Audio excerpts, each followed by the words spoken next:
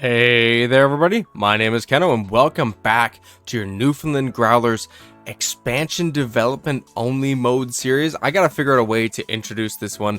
I've been doing it for the last 2 minutes trying to figure it out, but I can't figure out one that rolls off the tongue. But we are back with the Growlers, and you know what?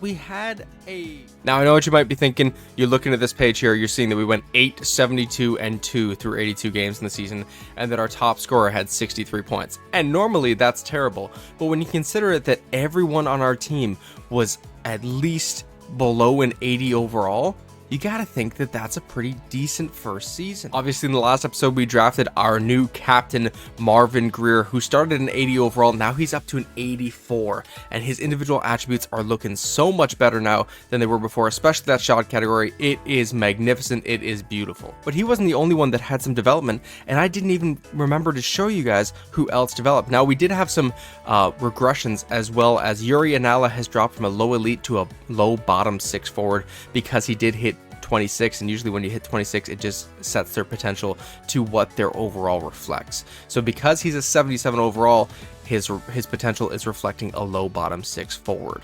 But he had a pretty decent season, and his individual attributes are still pretty useful, so we can still utilize him this season. But because of how quickly he did regress, and because of how quickly another player that we signed in the offseason regressed, we are going to be lowering that cap of 25 down to 24 to give us at least 2 years to develop players before their potential regresses. But somebody who did progress is Cameron Lund. He went from a high top 9 to a medium top 6 forward, 78 overall. His individual attributes are very well rounded, nothing really stellar aside from that defensive category. That really makes me a little excited, as well as his physical category. Still, nonetheless, I'm excited for what Cam Lund can be for us, since he never was signed by the San Jose Sharks. Another regression comes in the form of Linus Nassen, who dropped from a medium top 4 to an AHL top 4.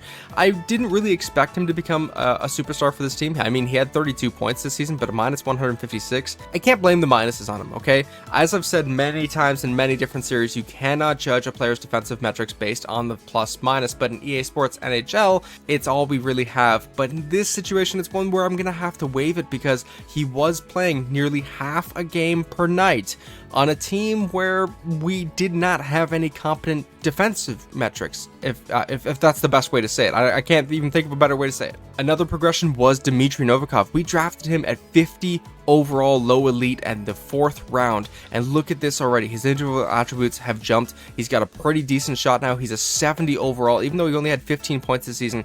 Look for him to have a great second season. Okay guys, so I was going to look for some of our other players, and I hit AHL, and you guys watched the entirety of the last episode. I did not draft, I did not sign, I did not offer a contract to Jordan AHL. In fact, he is just a free agent. So I guess this was somebody who was created and then just forgot about. But yes, Jordan NHL at 12 points in 82 games to the AHL club. That's not bad, I guess. This is the screen that I was actually looking for. This is a very helpful screen. I never actually used it too much in any of my time playing EA Sports NHL franchise modes, whether it be this year, last year, 10 years ago. I didn't really use it, but this is the progress report screen, and I've seen other people use it, and I decided to give it a try. And you know what? It's actually pretty interesting, because if we look at Marvin Greer especially, we can see that he had some natural growth, but also a pretty fair amount of statistical growth, especially in that offensive awareness category. As you can see, even in the defensive category, his defensive awareness, shot blocking, and stick checking all went up significantly based on statistical growth, which is a really good sign for us. Another player who had a great season,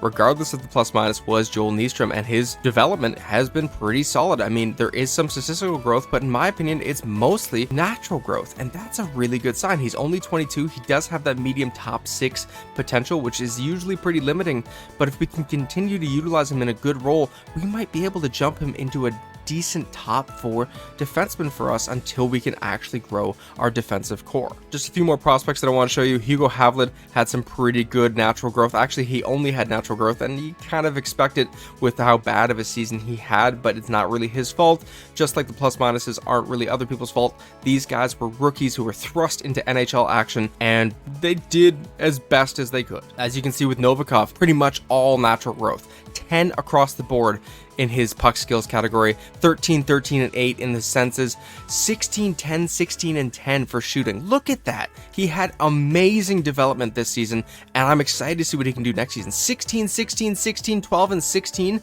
in his physical category. That's bonkers to me. Now, with all the stats out of the way and the quick recap done, I'm not going to waste any more time before we jump into this big first, pretty much, NHL entry draft for this team. That 2023 draft was kind of a little cheap one. There wasn't a lot of great prospects in it. It's more just one to help your team get started. We did get Marvin Greer from it, so I can't be too upset. We also got Hugo Havlin, Dmitry Novikov, and Ruslan Gazivsov, so 4 great prospects for our team, but this one is the draft that I'm excited for. We currently have the 3rd overall pick. Montreal has the 1st, Carolina has the 2nd. Saleyev and Celebrini are slated to go 1st and 2nd respectively. If we can notch one of them, that would be amazing, but even if we don't, we still have some great wealth to pick upon.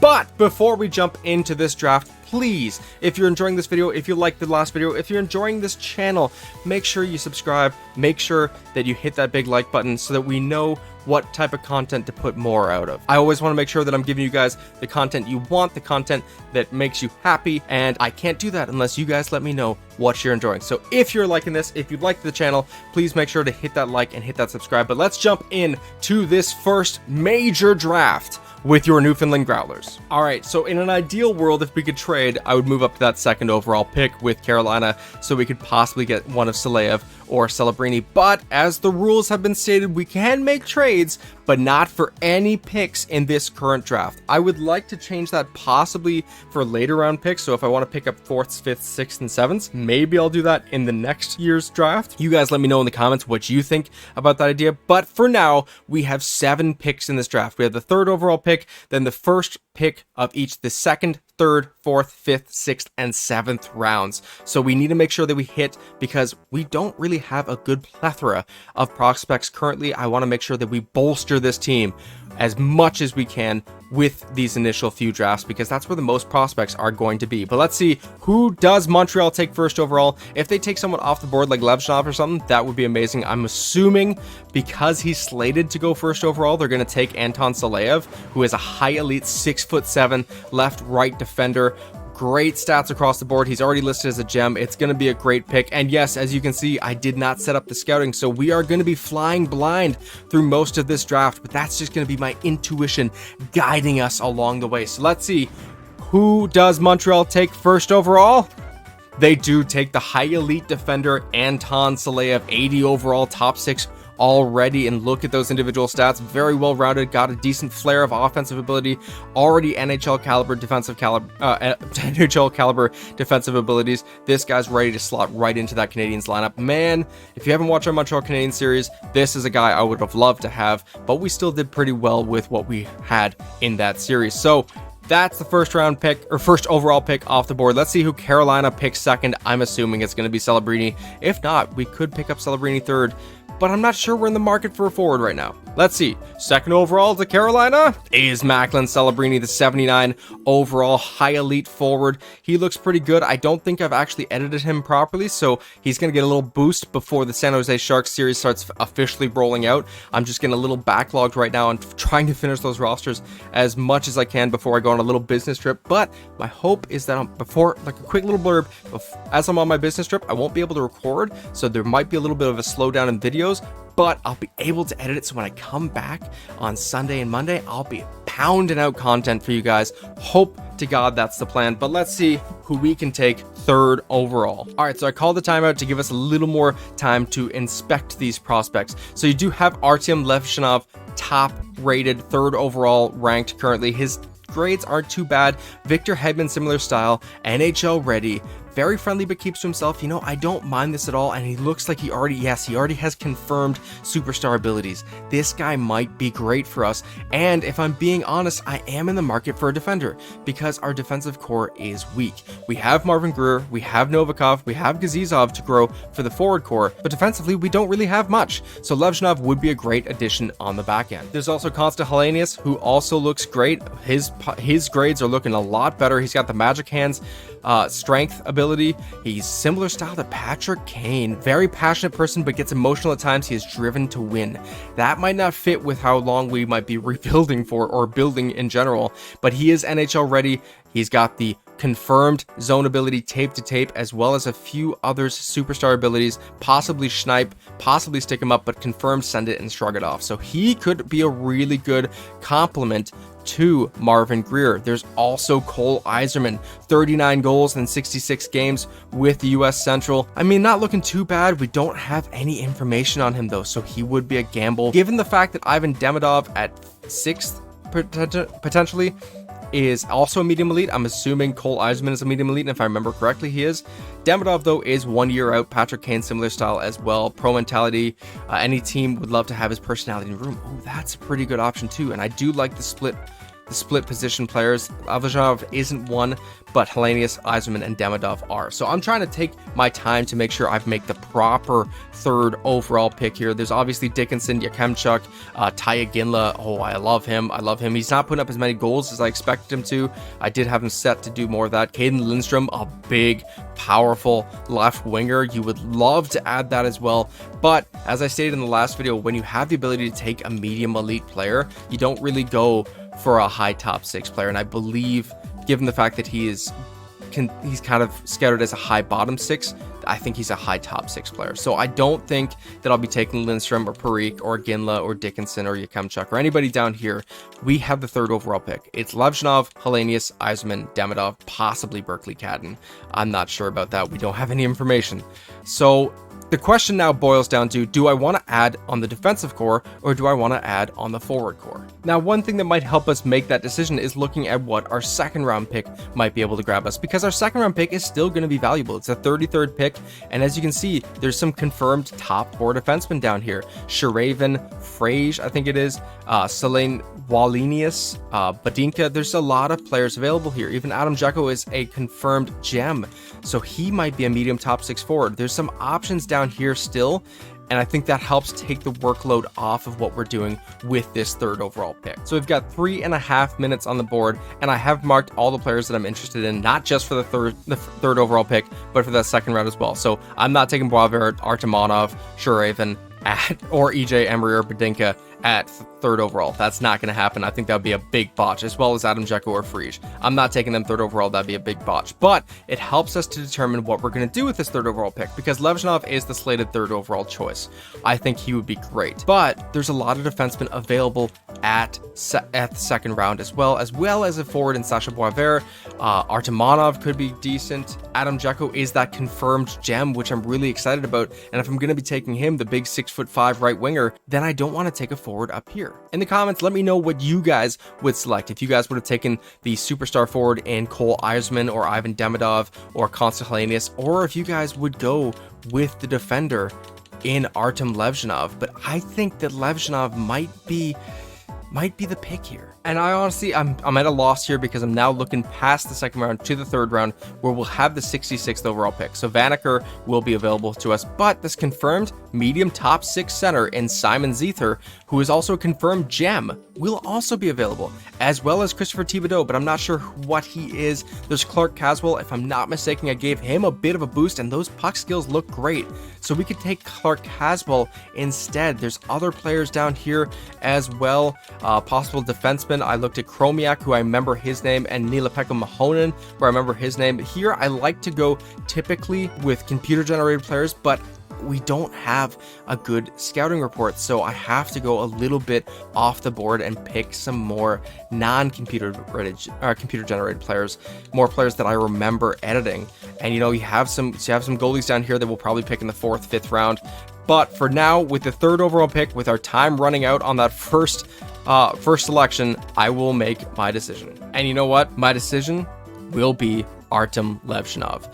He is the only elite caliber defenseman that we're going to have this season to pick from. We have other forwards that we can pick from, and usually medium top 4 defenders, unless they have proper individual attributes, they will plateau. But with a medium top 6, I'm running out of time. 1 second, let me call another timeout. All right, another timeout called. What I was saying, with medium top 4 defenders, if they don't have specific boosted individual attributes, they'll plateau a bit, and then they'll just not jump up.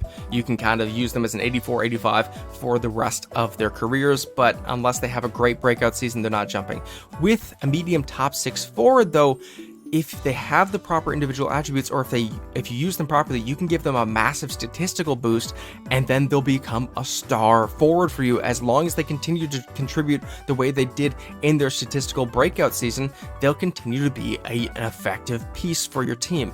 So that being said, Levzhinov gives us that step up right away. I can find another prospect forward who I can develop properly.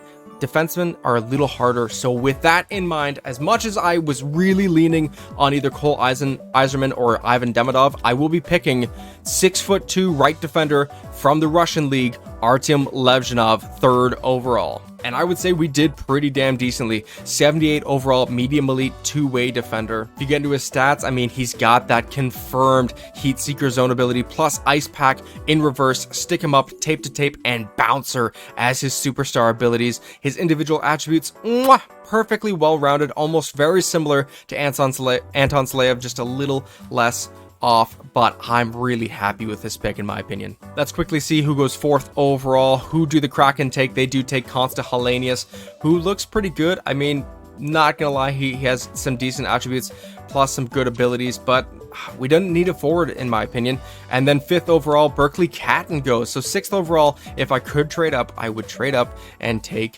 Cole Yzerman for sure. But we, first of all, don't have the draft capital or trade capital to do that. I will quickly ask, one second, I'm going to hit this. Usually if you hit the back button and you bring it to the screen, it will pause the draft completely. That's a quick tip for you guys. But I will ask this. When you guys are thinking of the rules and thinking over them, do you guys want me to be able to trade draft picks for draft picks at any time of the year? Like, can I package together all 7 of my picks to try and move up to the 1st overall pick if I do so? Because in my mind, that is sacrificing the other picks that I could have made and the other players we could have added to this team. So if I wanted to, could I package this year's 2nd round pick plus next year's 1st and next year's 2nd to get this 6th overall pick and take Cole Yzerman? And would that be beneficial to my team? I think that is a fair rule to add in, that I can make trades for higher draft picks in the draft that I'm in, as long as I'm only using draft picks to get it done. But for now, we're going to keep it the way it is. I would love to add Cole Yzerman. We're not going to be able to do it. We'll have to hit later in the draft. So 6th overall to the Dallas Stars is Cole Yzerman, 75 overall, medium elite. His individual attributes look pretty decent. A little weak in the defensive category, a little slow, not very physical. But again, he's 18 at 75 overall. With already, in my opinion, NHL playable abilities, he's gonna develop big time. The only problem that I have with Yzerman is that he has no zone abilities or superstar abilities. That's a little bit rough, but that is it for the 1st round for us. We're gonna jump to the 2nd round and then quickly go through and see where everyone else fell. But to the 34th pick we go. All right, looking back at the 1st round, Zane Parik was a medium elite, as was Ivan Demidov. He goes 8th to the Islanders. Caden Lindstrom looks pretty damn good, high top 6, as I said. 72 overall. Tag Ginla should have gone a little higher. He should have got a little more respect. Goes to the Chicago Blackhawks. Dickinson to the Red Wings. Yakimchuk to the Winnipeg Jets. Parajak to the LA Kings. And then a few other players going off the board here. Aaron Kiviaru took a big hit in his potential as the seasons progressed. You know, some pretty good players off the board. I don't think there's... Oh, Bravert was one of the people we were looking at. He goes a little early, so let's see who's available for us at 34th. So there is EJ Emery, the right-handed defender, but we just took a right defender especially, so we're not going to be taking another one. There is Friese, there is Sharaven, there is Bedinka and Artemonov, as well as Wallenius and Väisänen. I'm sure they're probably all medium top 4s or medium top 6s, but I have my mindset. I want to take Adam Jecko, the right wing, 6'5", big boy playmaker, who is 3 years out, but he is a confirmed gem. So if we use him pretty quickly, we could get him to boost. The only thing that I'm nervous about is that it's not confirmed, but his skating grade is a C and his defense is a D. So he might be an all-out offense forward, but let's see. We're going to be picking Adam Jecko here with the 34th overall pick. I mean, I'm looking at Matt Sharaven. I'm looking at him. 3 years out, Nick Leddy, similar style, keeps his motion in check. Actually, no, there are concerns about how he keeps his motions in check. Okay, so, no, okay, I'm pretty set. There's Friese too, but I think I'm pretty set. I'm pretty set here with the 34th overall pick. We will be selecting Adam Jecko from the Edmonton Oil Kings. Welcome to the Newfoundland Growlers, Adam Jecko, and look at that, 65 overall, medium top 6 forward. He was a confirmed gem. His individual attributes are a little weak, but he does have a boost in his offensive awareness, and usually that's a good sign that I'm looking for. If his offensive awareness is much lower than his puck skills, I find that usually they won't develop very well, and you have to put a lot more emphasis into them. But with him, his offensive awareness is actually 4 points better than both his puck control and passing, as well as his deking and hand eye. So I think he's going to be a pretty good developing forward for us. And I think that's two pretty good picks off the bat. I wouldn't be upset if we missed on the rest of the picks, but we do have 5 left. So hopefully we can hit on at least 1 or 2 more. Let's see. We're going to jump to the 3rd round here and then quickly go back through the 2nd and see what else we could have had. I don't think we would have really done better. I mean, EJ Emery was a 65 as well. Looks like everyone is like medium top 4, medium top 6, 65 overall here at the beginning of the 2nd round. Yeah, so it was really whether we wanted a forward or defender. I mean, here we have a high top 9 in Poirier and a high top 9 in Letourneau. Not too bad. Same with Miettinen and Marquez. They're pretty decent. Medium top 9 in Patterson, 67 overall. So he looks good.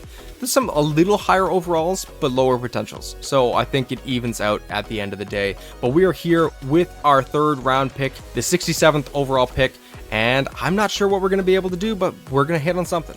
All right, so I've gone through and I've taken a look at what's available. As we saw earlier, there is Simon Zeither, who is a confirmed gem, and that's really interesting to me. There's also Christopher Thibodeau, but I'm not sure exactly what he is. He's 3 years out. He does care about winning. Some concerns if he could handle in professional environment. From that factor alone, and because I don't know what he could possibly be, I'm going to unmark him. There is Clark Caswell, who's currently a possible low elite. He is, though, confirmed 1-year ETA. So if I had to pick somebody, I think it's going to be Clark Caswell right off the bat. Even though we had him in the Butte Bandit series, this is a different form of him. I want to see what he can be. I am noticing, though, that there are a few players that I do have to give boosts to. As we go down here, Ole Josefsson, I believe, needs a bit of a boost. Virgilio is maybe a little of an outlier, maybe not. Lucas Fisher looks interesting. I'm going to mark him, but I'm not too sure at the same time. Maybe I'll unmark him. There is Chromiak and Niila-Pekka Mahonen. And then Emil Vini, who is now a confirmed starter. I dropped him down from a medium elite, but if you look at his grades, all confirmed A-minuses across the board. I don't think we're going to be able to grab him. I am running out of time, so I got to call yet another time out here. But as I was saying, I don't think we're going to be able to grab him and Clark Caswell because he is slotted to go for 94th, and I think our next pick is 98th. So we might be able to get the goalie Landon Miller from the Sioux Greyhounds. That might be okay. There's also another goalie here. I was marking goalies as I went into this next round because I think that's who I want to take. There's Igor Yulanov, who is 19 potential starter 5 years out. Now, the 5 years out is what's interesting to me because that potential starter and the 5 years out, usually if they're combined together with low accuracy, could sometimes lead to a medium elite. When it's 3 out of 4 bars of accuracy for the potential, it's usually within 1 higher or 1 lower. So if it's 3 at starter, then he could be a medium elite, he could be a starter, or he could be a fringe starter. If it's 2 accurate, there's sometimes a possibility that starter might be a franchise, but I've not seen a franchise player yet in NHL 24, like a franchise goalie yet. So you guys let me know if you have. Also, 5 years ETA is usually a good sign, especially with an overager, that they could be medium elite. So Yulanov is interesting to me for that reason. I also marked Carson Wetch because I remember his name, but I'm not sure how good he is. I don't think he is. Logan Crosby, I remember him as well, but I don't think I gave him any boosts. Max Swanson was a prospect. I don't think I boosted him like I should have. And then you have goalies like Christian Kirsch, who we don't know anything about, and Rocky Taylor, who we don't know anything about, but he did do decently in a pretty good competitive NLA league, and he's big, he catches opposite, and he's 19. There is a possibility he too could be medium elite, as well as Christian Kirsch, but he didn't play any games. That's a little nerving to me. I usually like to go with overage goalies. So for me, if I'm picking a goalie here, it will be Landon Miller, Yulanov, or Rocky Taylor. But that's for the next round. Let's focus on our 3rd round pick here. And Zeither is a confirmed gem. I've been going with the confirmed gems. That's what's happened so far. But I think I want to go a little off because Clark Caswell is 1 year ETA. Now, he could be a low top 6 forward. I might have bumped him to that because he hasn't... I don't know. He's not in the top. He's not expected to go in the top round in this year's draft. So I bumped him down, but I don't know if I gave him low top 6 or low elite. I think I'm willing to take this risk, though. Even though Zeither is a confirmed gem, you guys let me know in the comments if you would have gone for Zeither or maybe one of these other players, maybe one of the defensemen in Chromiak or Mahonen.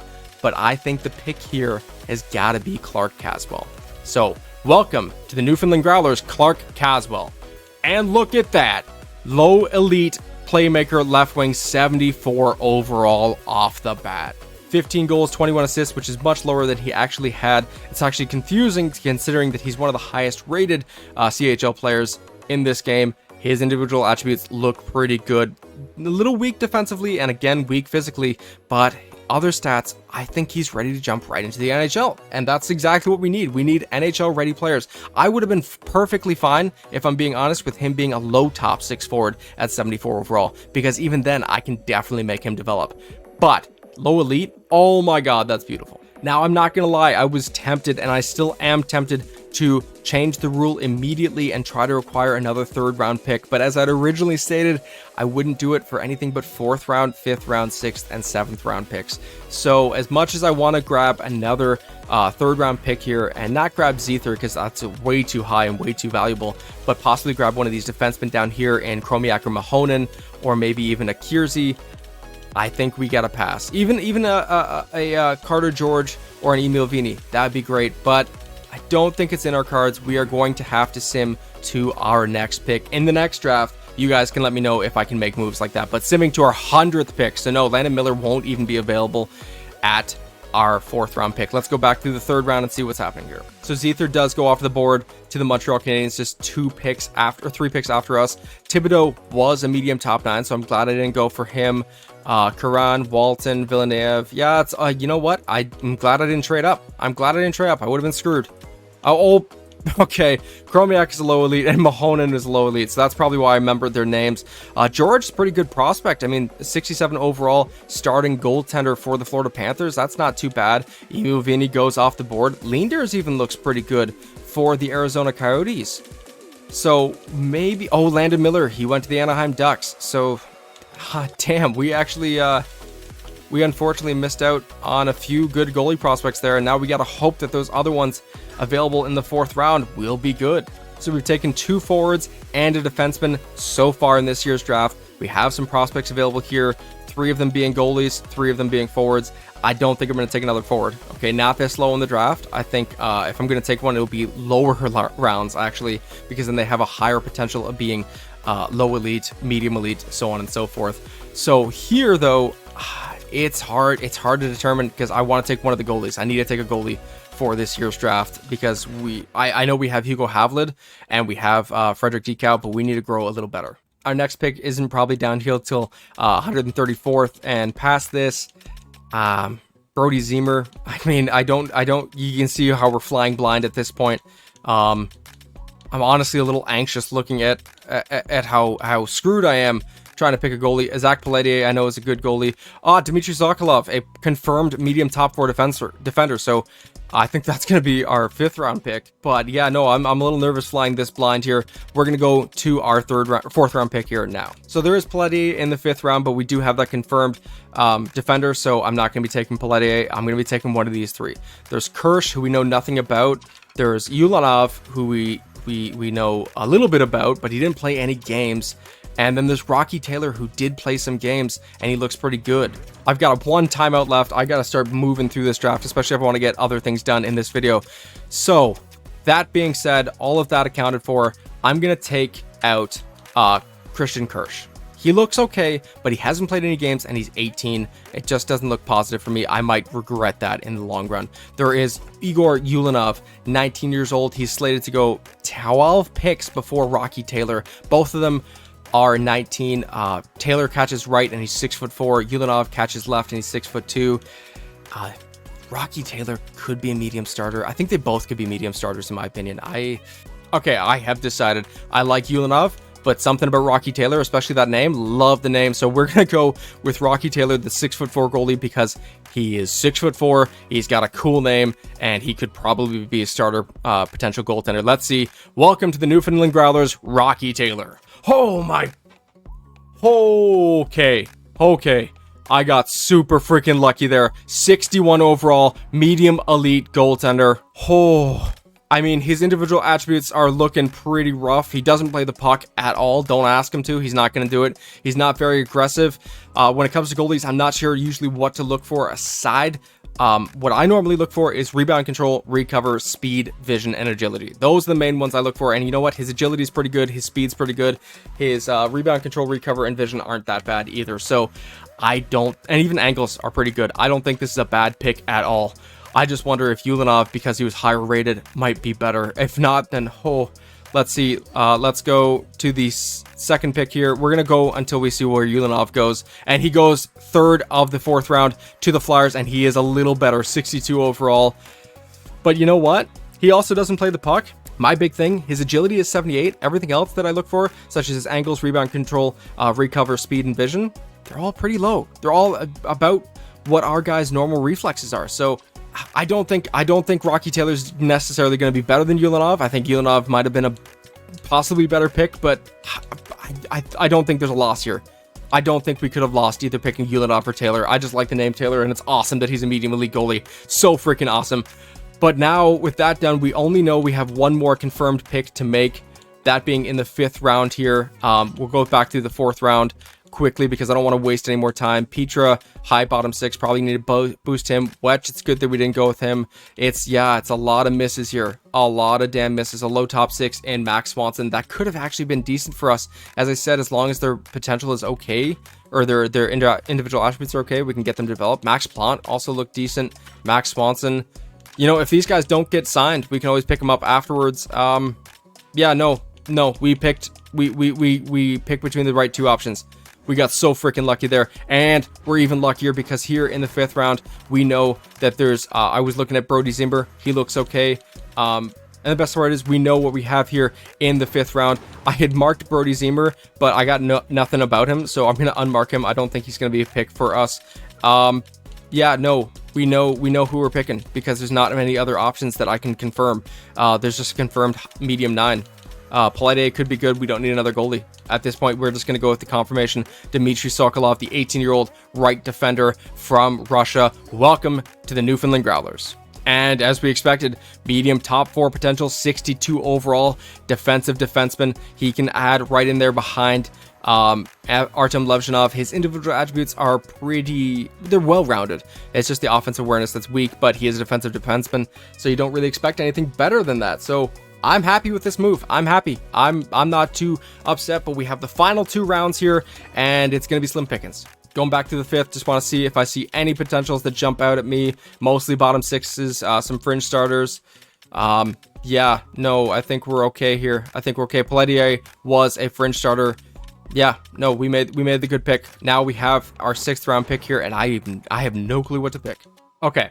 I've gone through, I found a few prospects. I'm going to mark them. I'm going to sort them by their pin now. The problem is Tony Tarkey, I think we can possibly get with our next pick. Let me just find out quickly.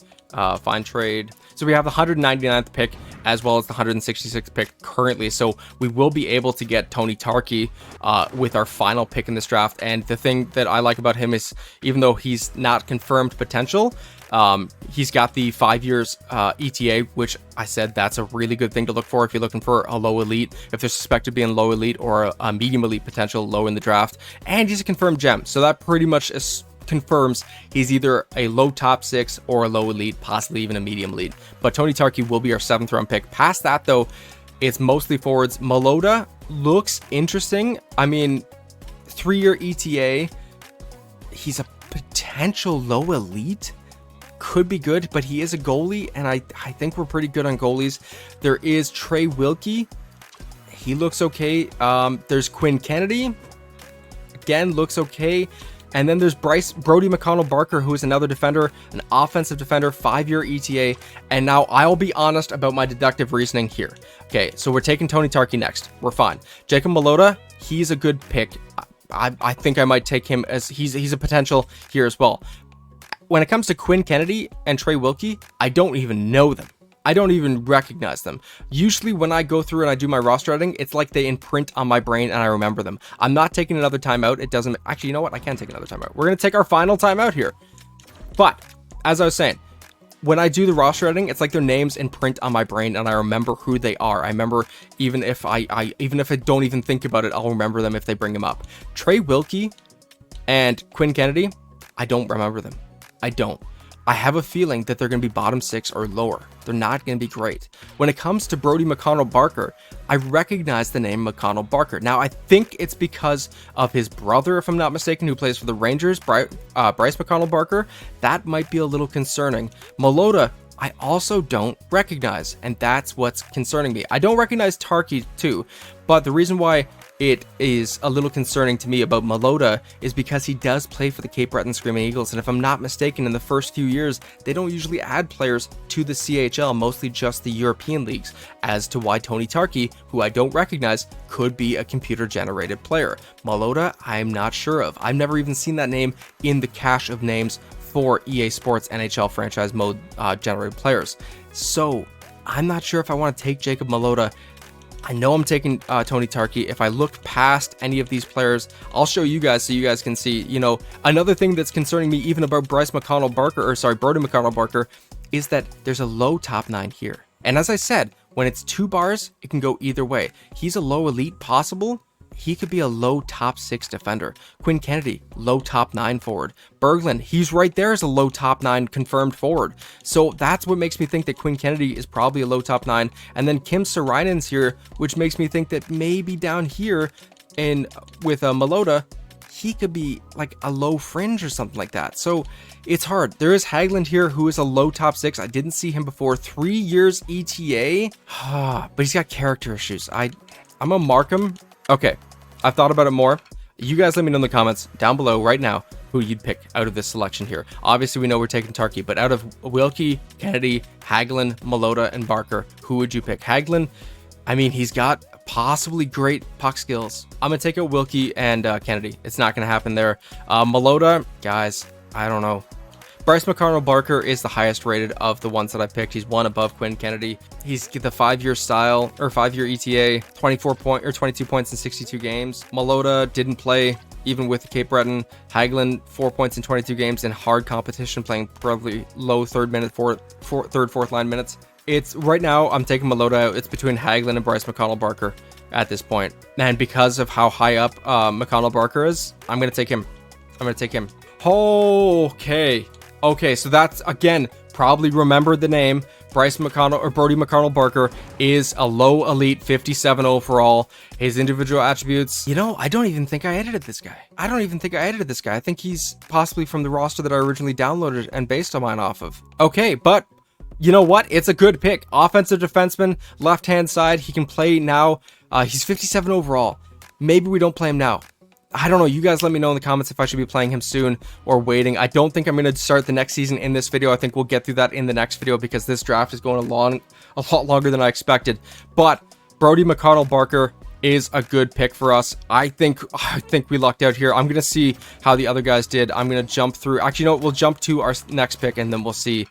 I'm nervous. We're going to jump through the 6th round and see where everyone went. So we were looking at Saarinen. He was a fringe starter. Bure was confirmed fringe. Berglund was not one of the people we were looking at. Okay. But Quinn Kennedy was a low top 9. Okay. Phillips was... I don't think I was looking at Phillips. No, who was I looking at? I was looking at Kennedy and Wilkie, low top 9. Okay. That... Oh, my gosh. See, look at who was around them. I was certain that we were going to get a low top 6 defender. I was certain of that. With everyone around, low top 6, low top 9, low top 6, fringe starter, low top 9, bottom 6 forward in Traff. I was certain we were going to miss here. Who else was I looking at? The goalie. Where's the goalie? So Hagelin was a bottom 6 forward low. That would have been even worse. I'm so glad we didn't go with him. I almost did. And then Malota, low fringe starter.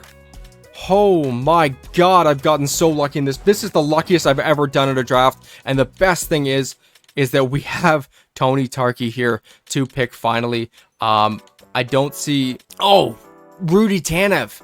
Oh, damn. Okay. Oh my. Okay. I'm just going to quickly go through. 1 second, guys.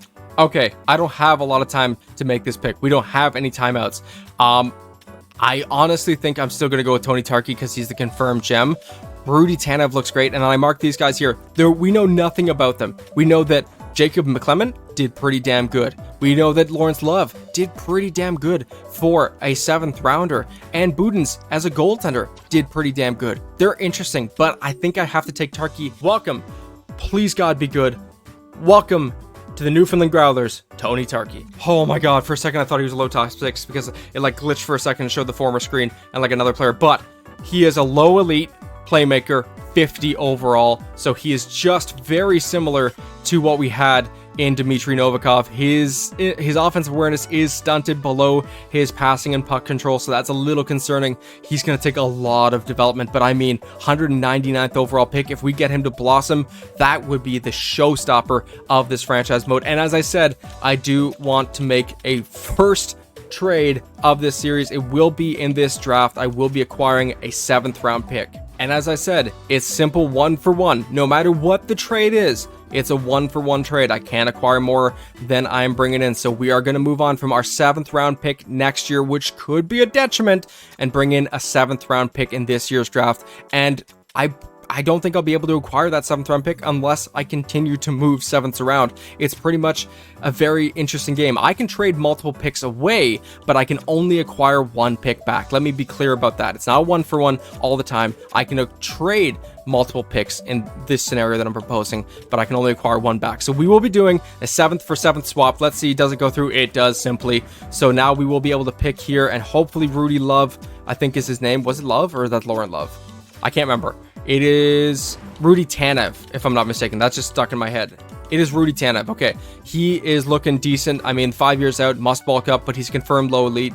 I think Lawrence Love could be really good. A 6'5" left winger could be really good, but because I don't know anything about him, I'm not even gonna chance it. I'm not gonna trade any more picks. This is the one trade we're gonna do here. We are gonna take Rudy Tanev, and it's also a big gamble. He is a 54 low elite sniper. Looks great. I mean, his individual attributes are very low, but they're well-rounded. Even the offensive awareness being slightly better than the passing and puck control. I'm excited for this. He also has an okay shot. We can develop him for sure, but it's a gamble because I can't acquire an extra pick back.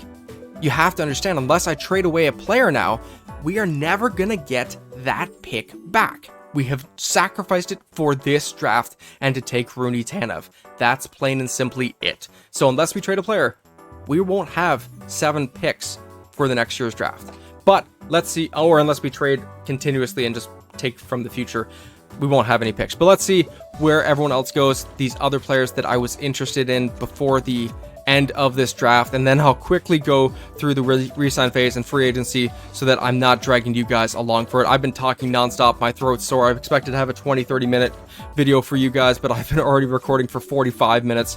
McClement was a medium bottom 6. I'm glad I didn't take him. Chow, look at that, a 67 overall low elite.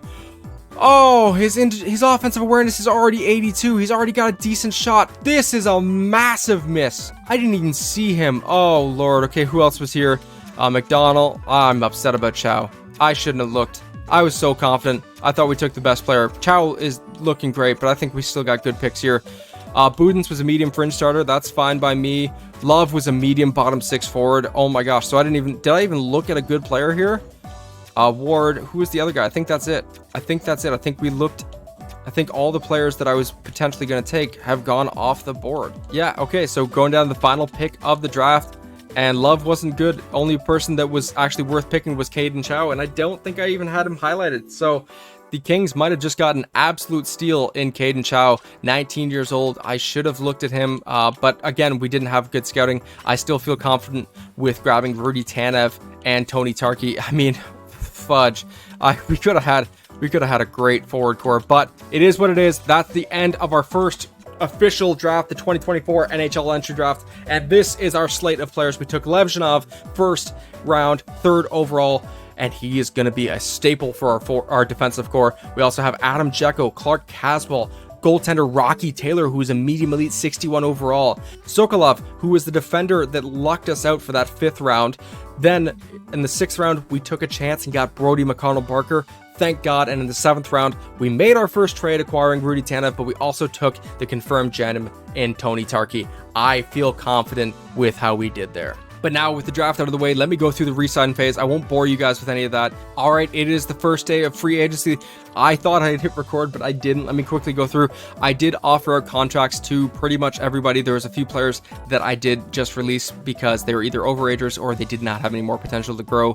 Yuri Anala might be one of the people I keep on just because even though he has a low bottom six potential, he does have good individual attributes, including decent defense, puck skills, and senses, as well as a pretty decent shot. So we might be able to get him to be a utilizable piece for us still. But we do have Clark Caswell and Artem Levzhinov signed. But I did have a question for you guys, and that is our prospects in Brody McConnell-Barker, Rudy Tanev, and Tony Tarkey. Now I can sign McConnell-Barker and send him to the OHL if I don't play him this season, but with Tanev and Tarkey, I cannot sign them without playing them in our AHL club or the NHL club, because Tanev is from the American League and Tony Tarkey, is from the Finnish league. So if I sign them, I have to play them, and I'm not sure based on their age and their overall if I want to do that, because typically when I have prospects, I don't jump them into the fire. I like to keep them a little out of the game. Last year was completely an anomaly for me, but that's how franchise mode, draft only franchise modes usually work, that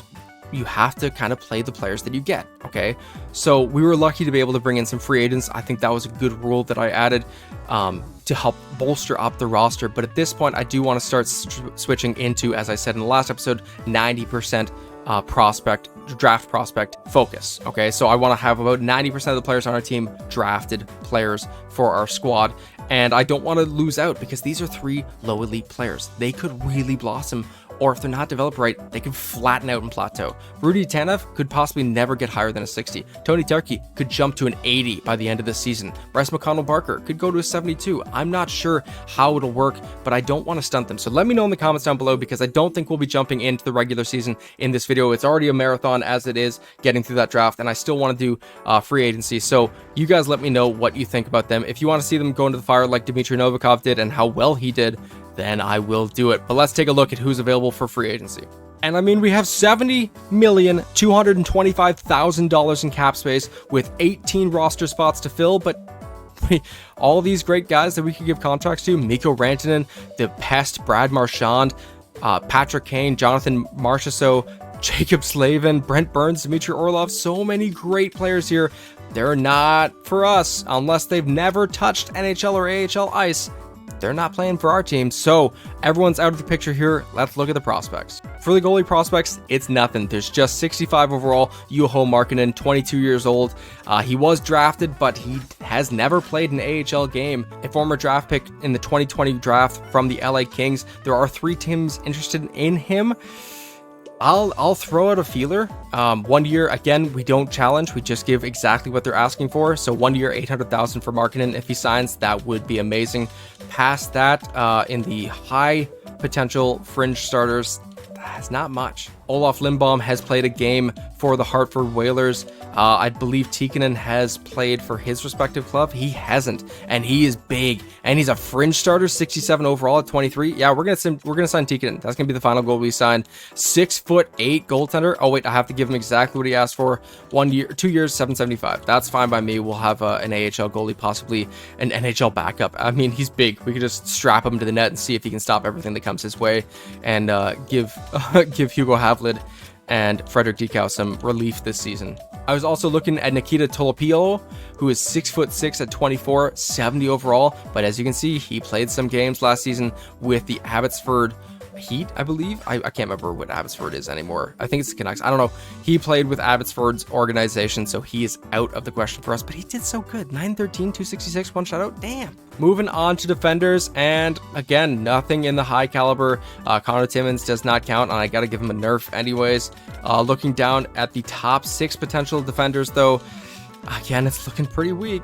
Again, you guys let me know in the comments if you think I should be able to allow players who have played some AHL time but never touched NHL ice to be offered contracts, because right now, there's nothing for us here. Akito Hirose, yeah, he played 7 games in the NHL with the Vancouver Canucks before getting, I guess, not extended. Everyone here, Fensori, Trudeau, Sandberg, Seeley, even Seeley, being a 69 overall, played games with Chicago's organization last season. So we got nothing here. We got no prospects that are I don't think they're going to be eligible. Even Petro Sepala, not available. That's so unfortunate. I'd love to bring on Luke Prokop. I would absolutely love to. And you know what? We are bringing on Luke Prokop. I don't know if he's played actual AHL games in real life this season, but we are only going by what the EA Sports NHL says. So we're going to offer him exactly what he's looking for, 1 year, $775, and we're going to bring on the beautiful Luke Prokop onto our team. I'm also offering Antti Tuomisto a 1 year, $775,000 contract. He's a medium top 6 defender at 69 overall, 23 years old. Might still develop for us, but aside from that, we're looking slim pickings. We're into the low 6 defenders now, so I don't think we're gonna have anything here. And I do have to keep in mind that I did lower the age cap to 24, so I can't sign anybody at 25 now. I look back through the goalies, everyone does fall under the compliance. But we didn't add much defensively. Currently, we've only offered contracts to Tuomisto and Prokop, which is really unfortunate. I might go into the 7th defenders category later, but we're going to go here to forwards and see what is available here. And it looks a little better when it comes to prospects. And it looks good at first glance, but unfortunately, none of these people are eligible. Nope, not even Antonio Stranges. He has played time with Texas, so he can't pick anyone here. I'm actually going to end it before I go to the regular season and the start of our 2nd season, because I want you guys to let me know in the comments, please, am I allowed to sign players who've only played AHL time? Because then I might give a Fanaseyev, oh, never mind, not a Fanaseyev, I might give Antonio Stranges a contract. I might give maybe Trey Flick-Zelansky, but I believe he played with the Blue Jackets. Ruslan Ishkakov, he's played with Bridgeport. It would be great if I could bring him on. I mean, he would be amazing. Tyler Madden, I don't think he's played with the LA Kings. He hasn't, so I gotta know if I can bring these guys on board. Let's look at what's available, though, for high top 9 and medium top 9 forwards.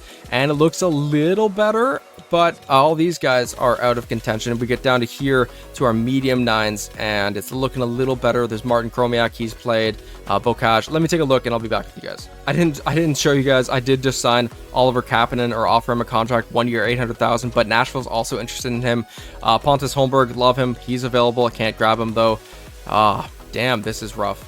Kozak is not available. Rory Cairns. I mean, we did draft him almost, but unfortunately he played in the AHL, so he's not available.